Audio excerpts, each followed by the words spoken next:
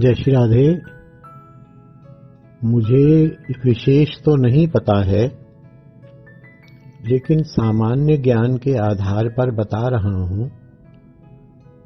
कर्मकांड में स्त्री की संज्ञा शूद्र मानी गई है। स्त्री कोई भी कर्मकांड या अनुष्ठान परक कार्य, नवग्रह पूजन, श्रीमद् भागवत सप्ताह कथा अनुष्ठान, कोई यज्ञ कराना नहीं करा सकती है।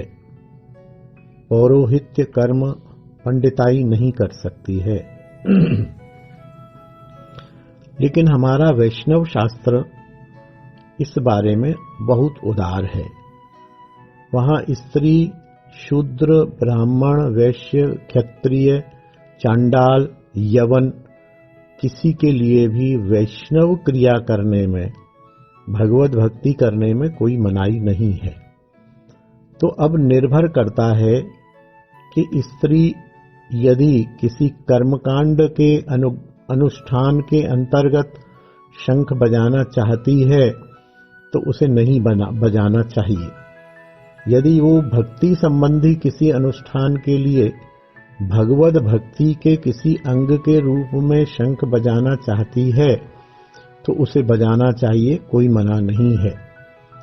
जहां तक स्त्री की शारीरिक संरचना का प्रश्न है तो हां, शारीरिक संरचना से उसे गर्भावस्था में और उसे निषेध काल में शंख नहीं बजाना चाहिए, क्योंकि निषेध काल में रक्तस्राव बढ़ सकता है और गर्भावस्था में शंख का नाभि से कनेक्शन रहता है, तो गर्भ में पलने वाले शिशु बच्चे पर विपरीत प्रभाव पड़ सकता है। इसीलिए ऐसी अवस्था में चाहे भक्ति अंग हो, चाहे कर्मानुष्ठान हो, स्त्री को शंख नहीं बजाना चाहिए। सामान्य परिस्थिति में भक्ति अंग में स्त्री शंख बजा सकती है।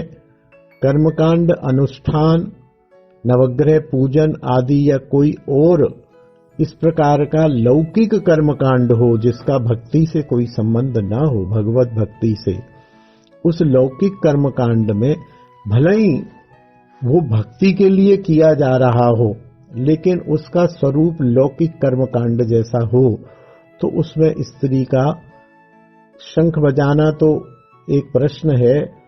कुछ भी कार्य उसका संपादित नहीं होता है स्वतंत्र रूप में। हाँ, वो अपने पति के साथ बैठकर यजमान रूप में पूजा सेवा करा सकती है, लेकिन पूजा सेवा करवा नहीं सकती है। वो पुरोहित नहीं बन सकती है। वो पुरोहित की असिस्टेंट बन के शंख नहीं बजा सकती है। यह मैं सामान्य ज्ञान के आधार पर बता रहा हूं। कहीं फिर कभी कुछ और प्रमाण दृष्टिगोचर हुआ तो निवेदन करूंगा। जय श्री राधे, जय निताई।